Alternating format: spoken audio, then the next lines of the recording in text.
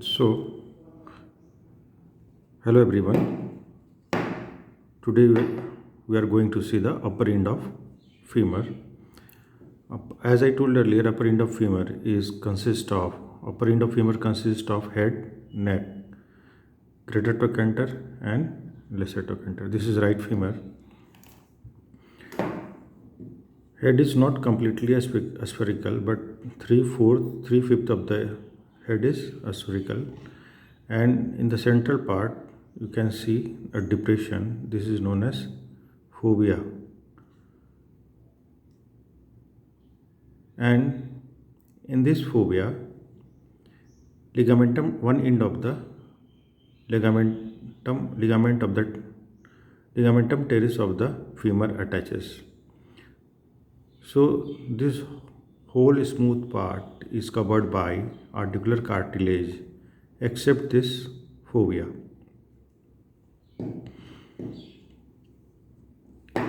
Now this is the neck. This is the neck, and this is the anterior surface of the neck. This is the posterior surface of the neck. This is the posterior surface. This is the anterior surface, and this is the upper border, and this is the lower border. The neck meets with the shaft at the intertrochanteric line. Intertrochanteric line extends from the greater trochanter to the lower part of lesser trochanter. It continues as a spiral line. You can see the spiral line. So this is intertrochanteric line, and this is the point where neck fuses with the shaft. And the intertrochanteric line at the lower part of lesser trochanter continue as spiral line. This is spiral line which joins the linea spera. This is spiral line.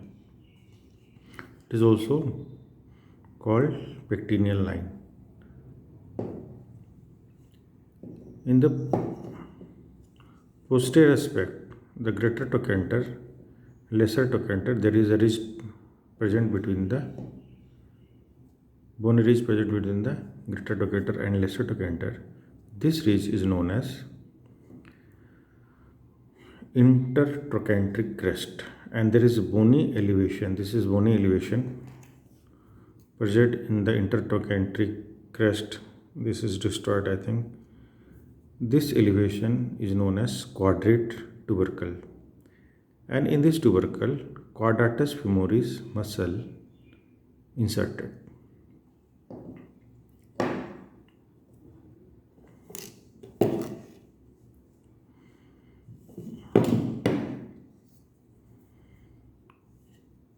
The whole of the anterior surface is covered by capsule of the hip joint. The lower end of the capsule attaches to the intertrochanteric line. So this anterior surface of the neck of the femur is completely intercapsular. If you see the posterior surface, the medial half of the posterior surface is intracapsular and the lateral half is extracapsular. Capsule attaches to its medial half.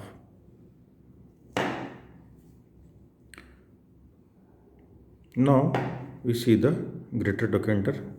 Greater trochanter having the superior border. This is superior border, lateral surface, anterior surface, and medial surface. First we see the medial surface. In the medial surface you can see a depression here. This depression is known as trochanteric fossa. In this fossa, obturator externus muscle inserted.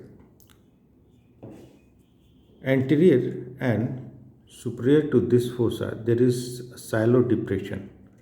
In this depression, obturator internus muscle along with two gemini inserted. So obturator externus inserted in trochanteric fossa and obturator internus along with two gemini inserted in the fossa just above and superior to the trochanteric fossa. You can see this fossa here.